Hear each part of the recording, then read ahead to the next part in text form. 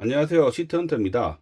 어제에 이어 오늘도 물잡이에 대해서 한번 다뤄보겠습니다. 지금까지 이론적으로 설명했다면 오늘부터는 실제 어떻게 세팅하는지 제가 주로 사용하는 방법을 공유하도록 하겠습니다. 물잡이 설명 중에 몇 번이고 나오는 용어가 있는데요. 중요한 용어지만 혹시 모르시는 분들을 위해서 간략하게 설명을 드리고 넘어가겠습니다. 첫 번째가 바이오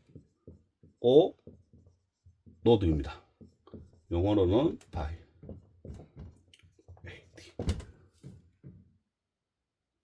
바이오 로드는 생물학적 부하, 즉 물고기가 만들어내는 암모니아 양이라고 이해하시면 됩니다.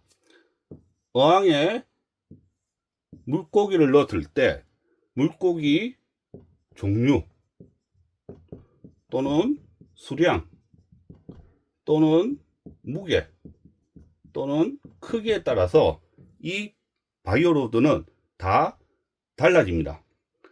동일한 두자강폭에 구피 10마리 넣는 거랑 금어 1마리 넣는 거랑 비교해 보더라도 무게로 따지면 구피는 대략 2g이고 금어는 200g이므로 당연히 금어가 훨씬 많은 바이오로드를 발생시킬 겁니다. 즉 많은 암모니아가 생기는 겁니다. 물잡이를 할 때 이 바이오로드는 물잡이 기관과 지라균의 양에 영향을 주므로 당연히 생각을 꼭 하셔야 됩니다. 두 번째는 질산화 과정입니다. 영어로는 리틀리피케이션이라고 하는데요. 질산화 과정을 설명하기 위해서는 더 큰 개념인 질소 순환 사이클을 먼저 그림으로 한번 보겠습니다.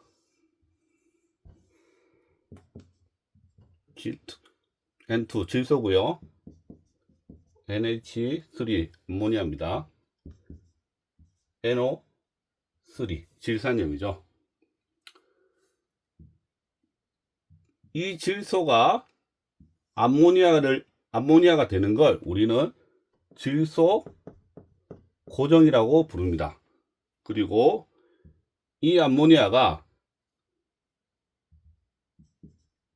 NO2를 거쳐 NO3, 그러니까 질산염이 되는 이 과정을 질산화 과정이라고 부르고요. 질산염이 질소가 되는 걸 탈질이라고 부릅니다. NH3, 즉 암모니아가 아질산이 되게 하는 박테리아를 니트로소모나스라고 부르고요. 이 아질산을 질산염으로 되게 하는 박테리아를 니트로박터라고 부릅니다. 물잡이란 이 그림처럼 질산화 과정을 일어나기 위해서 지라균을 여과기에 어디라고요? 여과기나 여과제에 정착시키는 일련의 과정입니다. 어제 복습을 한번 해볼까요? 일반적인 물잡이 곡선은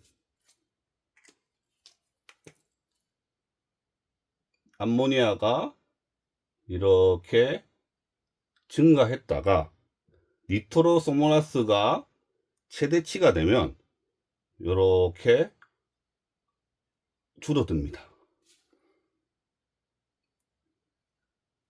보통 이때, 그러니까 니트로소모나스가 최대치가 되는 이 기간은 보통 14일에서 한 달 정도가 소요가 됩니다. 그리고 아질산도 서서히 증가를 했다가 이렇게 최대점이 되고 그다음에 서서히 이렇게 줄어듭니다.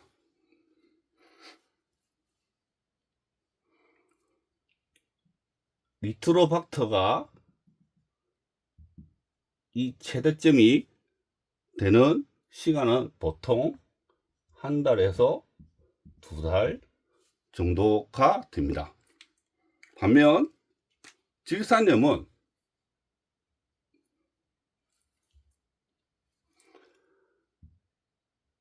0에서부터 니트로박터가 생기는 시점부터 쭉 이렇게 우상향을 하게 됩니다. 그리고 환수로 이렇게 떨어지게 할 수 있습니다. 여기에 제가 사용하는 지라균으로 물잡이를 한다면 어제 배우셨던 것 같이 그래프는 일반적인 물잡이 곡선과 같지만 각 변곡점이 되는, 즉 니트로소마스와 니트로박터가 최대치가 되는 시점이 짧아지게 됩니다. 보통 7일에서 14일 정도가 소요됩니다. 그런데 만약 지라균을 충분히 넣거나 제가 가르쳐 드린 방법을 사용하신다면 아예 암모니아나 아질산이 처음부터 끝까지 검출이 안 될 수도 있습니다. 자, 이제 제가 하는 실전으로 한번 들어가 보겠습니다. 저는 주로 45큐브를 선호를 하는데요. 구피 기준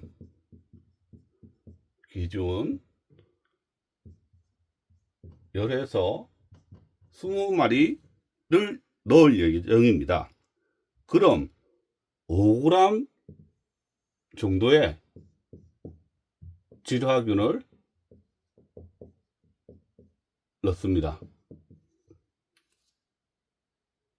근데 저는 스푼 대신 그냥 톡톡톡 해서 병채로 털어 넣습니다. 그리고 3일에서 5일 정도 기다린 후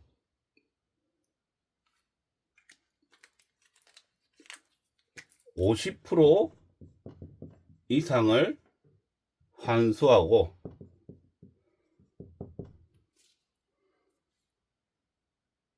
이때 지라균은 물에 안 녹기 때문에 환수하면서 지라균 가루도 같이 빼줍니다. 그리고 딸파를 넣고, 그리고 제가 원래 넣으려고 하는 구피를 이렇게 넣습니다. 그리고 7일 동안 매일 암모니아 테스트를 하고 암모니아가 검출된다면 제 기준 0.25 ppm 이하로 나올 때까지 환수합니다. 7일 이후로는 한 번씩 나머지 향을 할 때 같이 돌아가면서 합니다.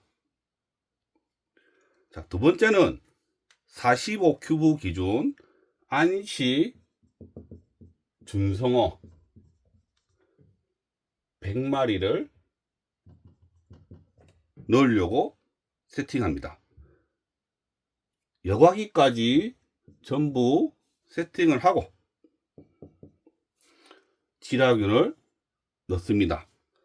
이때 지라균 양은 그냥 5에서 10g 정도 넣어줍니다.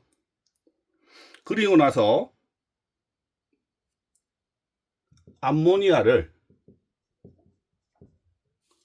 별도로 넣거나 또는 안시 준성어 정도를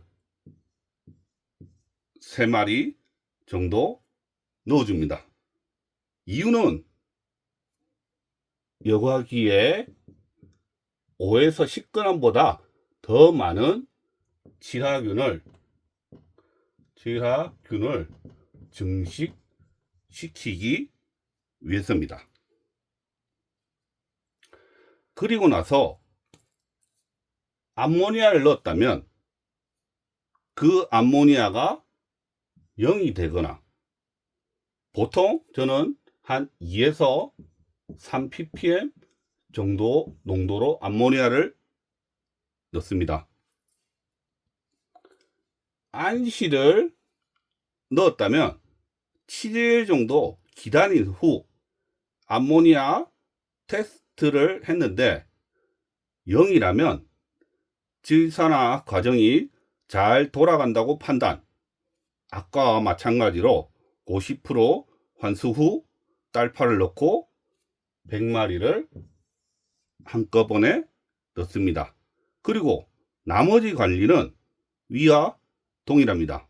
7일 동안 테스트하면서 0.25 ppm을 기준으로 계속 환수를 해줍니다. 즉 0.25 ppm이 보다 암모니아 농도가 높으면 환수를 하고, 안 나온다면 환수 안 하고 그냥 넘어갑니다. 여기서 문제 하나를 내겠습니다. 질화균이 여과기에 충분하다면 질산화 반응은 무조건 일어난다. 맞을까요? 틀릴까요? 물론 틀렸습니다. 질화균이 충분히 있어도 pH가 너무 낮거나 알칼리도가 높으면 질산화 반응은 일어나지 않습니다. 그래서 질화균이 있는지, 질화균이 일을 하는지를 확인하는 것이 바로 질산화 과정을 확인하는 이유입니다. 혹시 바이오로드만큼 질화균이 부족하더라도 질산화 반응만 일어난다면 질화균은 금방 부족한 만큼 증식이 될 것입니다. 여기에 관련된 문제를 하나 더 내겠습니다. 질화균이 하루에 한 번 증식한다고 가정한다면 현재 100만 마리가 1억 마리가 되려면 얼마나 걸릴까요? 100만 마리에서 1억 마리가 되려면 100배니 머리가 좋은 제가 암산을 한다면 6번만 증식하면 되니 정답은 6일이 걸릴 것입니다. 다시 질문합니다. 물잡이 없이 시작해서, 즉 질화균이 처음에 없겠죠. 1억 마리가 되려면 얼마나 걸릴까요? 제가 미리 계산을 한번 해봤는데요. 27번을 증식해야 되니 최소 27일이 걸립니다. 숫자만 보더라도 초기 세팅 때 질화균을 넣으면 물잡이가 빨라진다는 것을 누구나 알 수 있습니다. 다음은 물잡이가 조금 어렵거나 대부분 초보들을 당황케 하는 소일 항이거나 아니면 물잡이가 안 됐거나 덜 된 항을 어떻게 해야 하는가입니다. 소일항은 pH가 낮고 물이 연수이기 때문에 탄산 경도인 KH가 낮습니다. 그럼 질화균이 잘 증식도 안 되고 질산화 과정, 즉 일도 잘 안 합니다. 반면 물잡이가 안 됐거나 덜 된 항은 빨리 질화균을 대량으로 증식시켜야 하는데 질화균을 많이 넣으려 하니 질화균에 있는 암모니아가 신경이 쓰입니다. 그래서 고안한 방법이 바로 숙성이라는 방법입니다. 원리는 간단합니다. 어차피 질화균은 여과기에 많이 사니까 질화균이 번식하기 어려운 본항보다 그냥 밖에서 증식을 시키고 다시 달아주자는 겁니다. 방법을 한번 볼까요? 염소가 제거된 수돗물에 질화균을 고농도로 풀고 여과기를 또는 여과제를 담궈둡니다. 여기서 팁은 스펀지라면 조물조물 해주시고요. 여과제라면 김치 버무리듯이 휘저어줍니다. 그리고 에어레이션을 해주면 됩니다. 히터를 꽂거나 시간이 많으신 분들은 여기에 암모니아를 조금 넣어두면 증식에 많은 도움이 됩니다. 최소 하루 정도를 권장하고요. 별도의 암모니아를 넣지 않았다면 최대 7일 안에 다시 달아주시면 됩니다. 그리고 남은 질화균이 득실득실한 물은 초기 세팅이라면 웬만큼 다 넣어주시면 되고요. 이미 어항에 이렇게 물고기가 있다면 조금 넣어주시면 됩니다. 그렇다고 암모니아를 너무 겁내실 필요는 없습니다. 물 1리터에 1g을 넣으면 0.25 ppm이니까요. 자, 이 과정이 끝나면 위 다른 방법처럼 질산화 과정이 일어났는지를 확인하고 적절한 환수만 잘 하시면 됩니다. 자, 이것으로 물잡이에 대한 설명은 마치도록 하겠습니다. 여기까지 듣느라고 정말 고생 많으셨습니다. 그럼 즐거운 물생활 되세요.